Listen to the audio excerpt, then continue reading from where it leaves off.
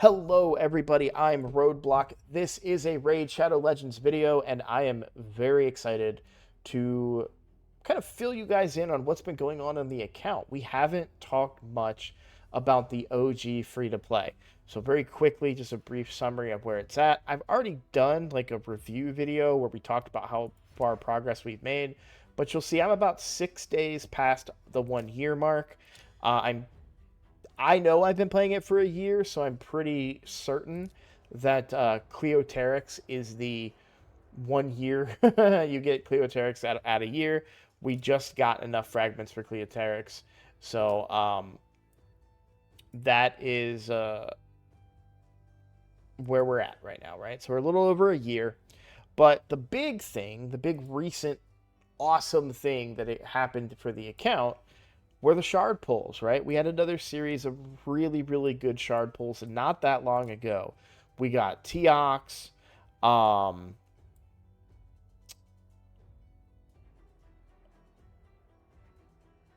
then it wasn't part of a shard pull, but I got Odin. I was just checking to see if there's anybody else that we got in shard pulls, but the big one was Teox, of course, right? So, and of course we fused Thor.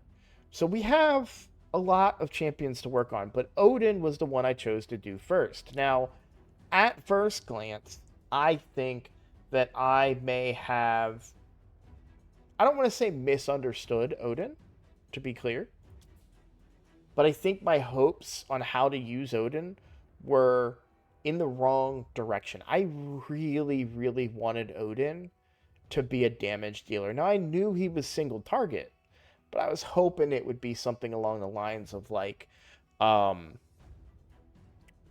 and it is in terms of damage, but like Rhodos, where I could single-handedly kind of take out a couple of champions. And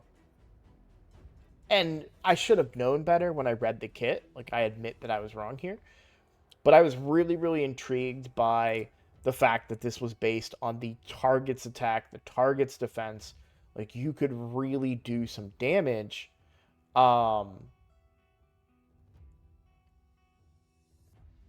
And it does. It does that damage. But I was building mainly a nuker.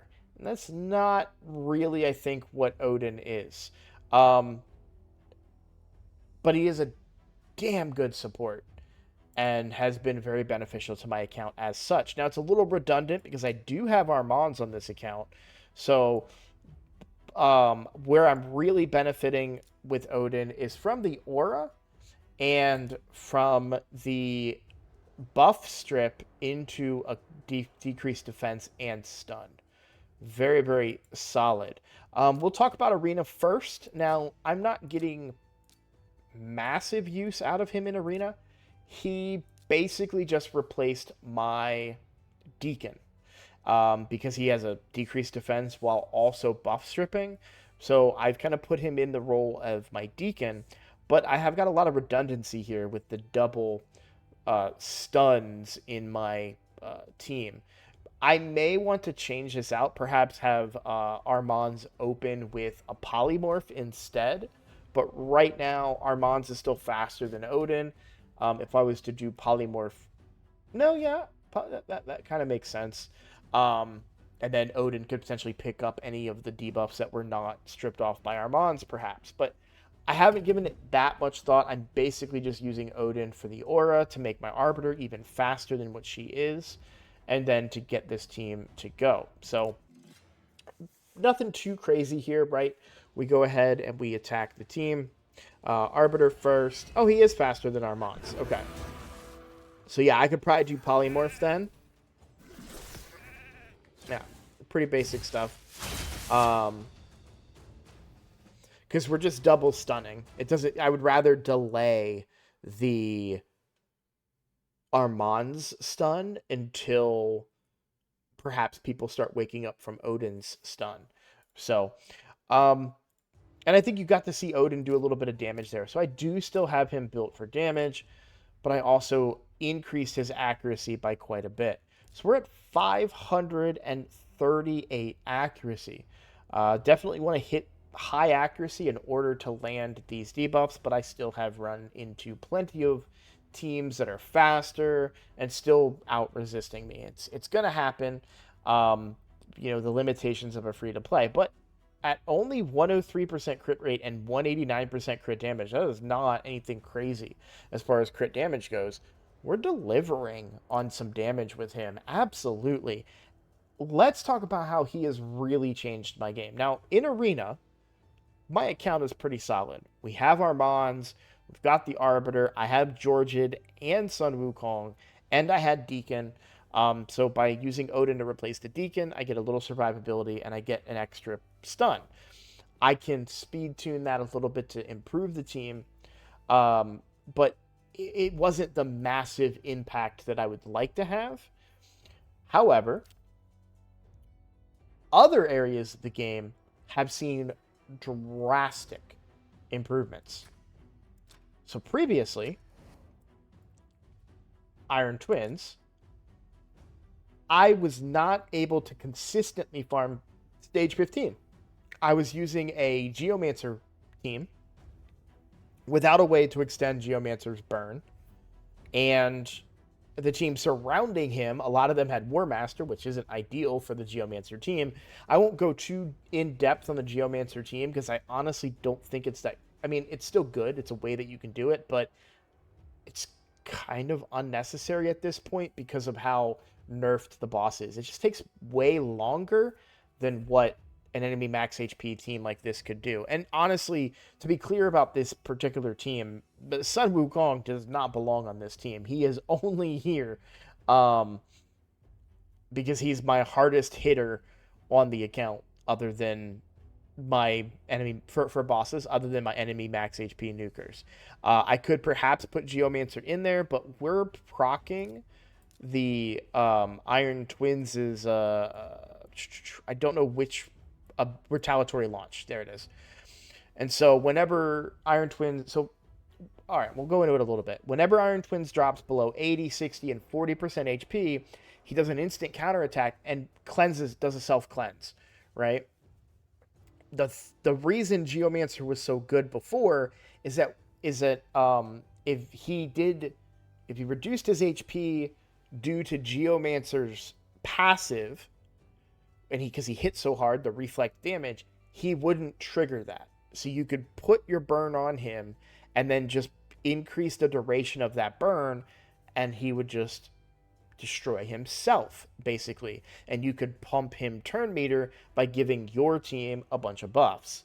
That was the original concept of the team, and that was a team that I used for a very, very long time, and it worked fine on my main account. On this account, I used it as well, but I didn't have the buff extension part, so it would fall off over time. It would come off if he got procced for this thing, right? Like, it wasn't consistent, and I could maybe, I'd say probably a 25% win rate on stage 15. But since building this team, I have seen much better results.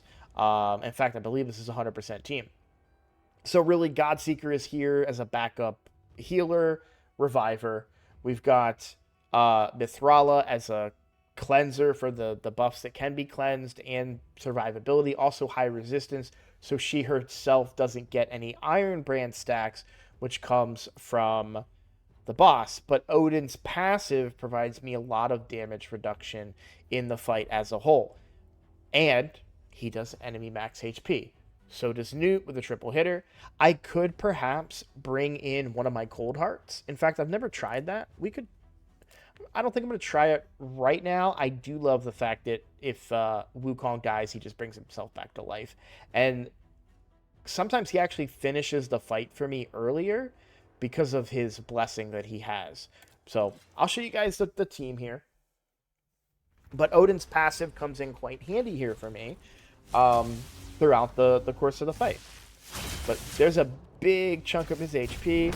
Newt does it 3 times. We take a little bit. That was the retaliatory strike right there. And then here's the block damage. But yeah, we just do a lot of damage. And he really doesn't... He ramps up quickly. The boss ramps up quickly, but we're kind of just able to do all that. Like right there, we blocked all that damage, you know. So it his passive just comes in very clutch. Now, I have not speed tuned this. I just built Odin to be honestly as fast as I can. So there's probably like a perfect level of speed with everybody doing so much. But also remember that when you're buffing, you're giving him turn meter. See, you saw boost turn meter right there when one of my champions buffed. Or no, I think it was Odin's block damage. But that's actually what's really neat about Odin, and I haven't thought about that until literally just this moment. That's what's really neat about Odin in this boss, is that when his passive triggers, he gives the boss so much turn meter that the boss will automatically take a turn when block damage is up. Now, not always, as you can see right there, it didn't. But that's kind of an interesting way to think about it, because he gives 5 people block damage, which boosts his turn meter, and then he immediately attacks into it while it's up. In this last case, you just saw Mithrala attacked and took it off of herself, but you'll see most of the team is under the block damage. So either way, the very moral of this, the very point of this, is that Odin has completely improved my Iron Twins team to become 100% win rate, and I am here for it. I'm super happy about it. Now, okay, I'm saying, maybe I might be saying 100% prematurely because I only get to do 6 runs a day, but on all of the difficulties that I have run this on, or sorry, all of the affinities that I have run this on, I have completed it at stage 15. And I have yet to try it with a Cold Heart in place of Sun Wukong. I will say my Gold Hearts are extremely squishy because they are built specifically for my Phantom Shogun's Grove. So Odin has really changed the account. And furthermore, in other areas of the game, Wave Clear in Doom Tower, I have him now replacing my... Basically, anywhere in the game that I had Deacon, I now have Odin. And so, dungeons, we've got Odin in here instead of Deacon. So, we don't have Deacon's aura, but I'm kind of okay with that. And I'm really just using Mithrala's aura because I don't know what else to use. And I'm bringing Mithrala because she can cleanse my team. So, I'm very happy with that. We don't really need accuracy for this particular fight, but we are able to work our way through. Wukong clears the waves for me. They're controlled constantly between Armands and Odin. And so that allows me to farm at that stage. I don't think I've used Odin here yet. And I think he would be very, very good here. In fact, Odin could probably get me a Cold Heart in here too. I could take out the Ultimate Death Knight. Ultimate Death Knight's there really just to tank the spiders. And I probably could have done the same thing with Armands now that I think about it. But I don't know. I'll fiddle with this team a little bit. Not too concerned about that. And I think for Ice Golem, I've used him on my stage 20 team. Pretty sure that this team could do some levels of hard. I just haven't tried it yet. And because I haven't played around with my teams as much. But I could definitely... I think I can drop Ursula and probably fit somebody else into this team. Not sure who at the moment, but I probably can fit someone else in that team. Make it a little more consistent. Maybe even a Geomancer there. But although we do run into some of the same stuff. But yeah, this is only a 1-year-old account, right? This free-to-play, and when I say 1 year, I mean it's 1 year and 6 days, according to the daily login tracker, right? So, really happy with the progress I've made on the account, and we have completed a couple of quick updates for you as well. We have completed every difficulty now of hard Doom Tower on this account. So just to kind of prove it for you here. Where would it be? Player profile. Yeah, so you'll see we have all 3 of the hard Doom Tower avatars. So we've completed the hard difficulty of Doom Tower. So on every difficulty, right? For clan boss, I'm able to do, if I really push, I can get 140 million. If I'm lazy about it, I'm guaranteed I will definitely get 35 million, but sometimes I can get 140 million for clan boss. So that's been really good to me. Yeah, this account's doing very, very well. I do need to tweak a little bit how to use Odin in Arena. I feel like that's slightly underperforming for me. I do love the aura. I feel like it gives me a great boost for my Arbiter to be even faster, who I recently souped up and got her up to 325 now on the free-to-play. That's still low by most standards, but for this account, that is the fastest that I can possibly build her. I've done I've used the optimizer on her to determine that. So I feel like there was something else. Oh, I also finally completed the team I've been working on for what feels like forever, which is the Phantom Shogun's Grove all rare team. I just want to verify I'm still on my free to play because I'm running the same team on both accounts. So we'll go back in and I'll show you this team very quickly. Now, this one doesn't necessarily use Odin, but I wanted to give you guys a bit of an update on the account and just show you how well it's performing. So we're just on the edge of suitable HP there for Gnarlhorn. I should probably build him up a little bit more, but Gnarlhorn takes the initial hit. This is perfectly speed-tuned team. So as soon as he gives everybody Enfeeble, Reliquary Tender cleanses that off, and then the Cold Hearts start doing their damage. Now, the Cold Hearts have a unique ability in this team, and I've made a video on this team before, and if you want me to make a more detailed one of it, I will in the future. But something really unique about this team that I love is the Cold Hearts with their quadruple hitter, is that they drop this down quite a bit, quite fast. They drop his stacks back down. You'll see she dropped that down by 6 right there using her A1. So I actually turn off their A2s. I make sure that we're always A1ing. He stays at 0. We cleanse this off, and then we start hitting again and again. You can see we're taking those stacks down. Boom, dropping another 3, dropping another 2, and now he's at 0. So we get our 2 big hits there. The enemy max HP hits, and now we're just in the cycle. There's the cleanse. Boom. Stacks got a little high there, but not high enough to make it matter. We just keep on doing it. Not the fastest team by any stretch, of course, but these are all rare champions, which I love about it. Paragon is only level 50, which I love about it, and most of them do not even have masteries. Let's go. I could have just done that a different way, but we'll go back here, and I'll just kind of give you guys a look at the team. Gnarlhorn, no masteries. Paragon, no masteries. Reliquary Tender, no masteries. Now, the Cold Hearts do have masteries. That makes sense. They're the damage dealers.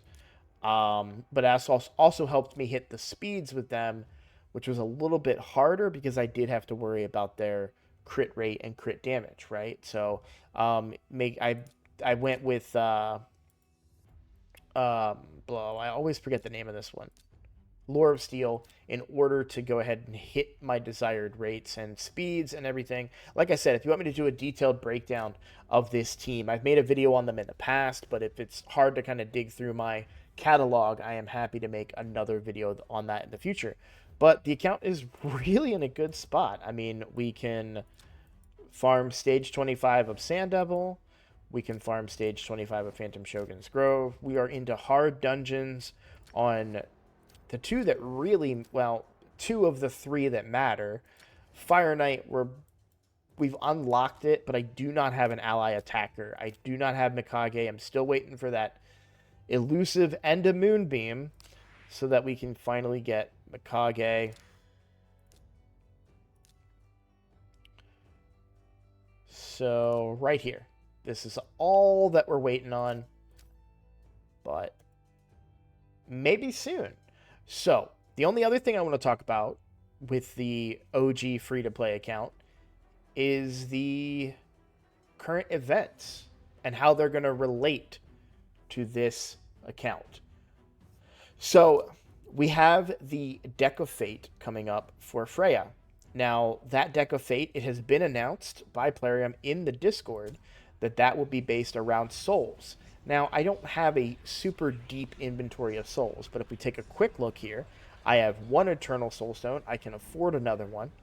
We have 5 Immortals and then another 3 that we could buy. And then, of course, we have the Mortals. Now, I'm not 100% sure how they're going to be doing it. I don't know if it's going to be a summon chase or a soul chase or a soul rush for points. What does that mean? Soul rush means that it would be points based on what type of soulstone you summon, where soul chase is based on the soul that you summon, right? So if you pull a mortal and you get a 6-star legendary, you're going to get a lot of points, right? But on a soul rush, you just get a flat rate for pulling mortals. So I don't think it's specified in the announcement. It just said you'll be able to earn points by summoning souls from soulstones and upgrading champions. But the second part of that, upgrading champions, means that we're basically going to be gaining points for champion training.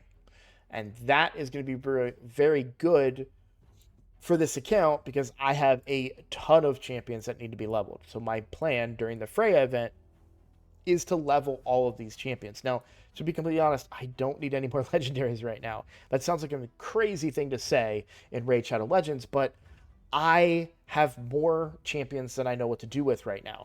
We still have to build Teox. We still have to build Thor. We still have to build Turvold.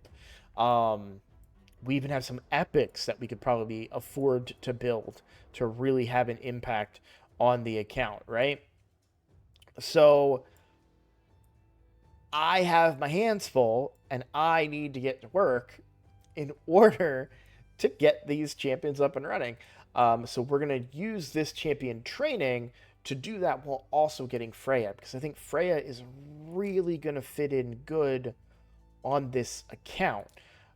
Particularly because I think she'll pair well with my Georgid and give him an instant turn and some extra life, which I think is really going to help him, and maybe even give me the chance to just say, you know what, maybe a go second team with a Georgid that we want to die. He'll get the 1 HP, and assuming it's a single hitter, that's a flaw. But then give him the instant turn, and we can get a free hit with Georgian and potentially wipe the enemy team.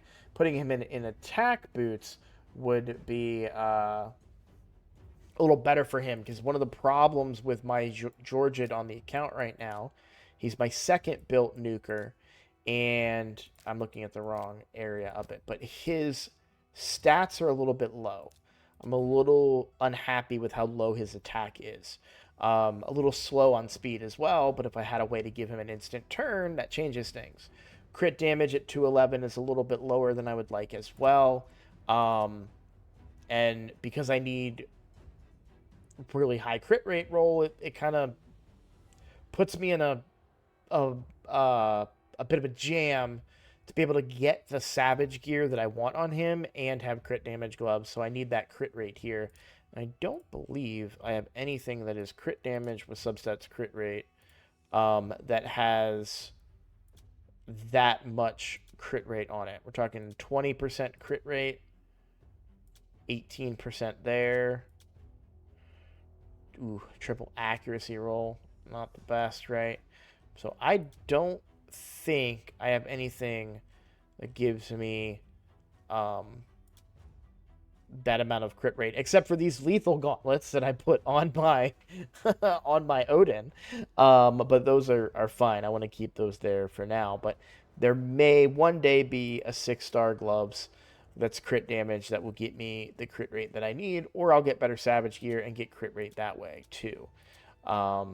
maybe get a roll on something else that gives me a little bit more crit rate and completes the build. But those are future things, but I wanted to kind of give you guys a bigger update on the account. And we've been farming Ultra Nightmare for a while now with a Wixwell team.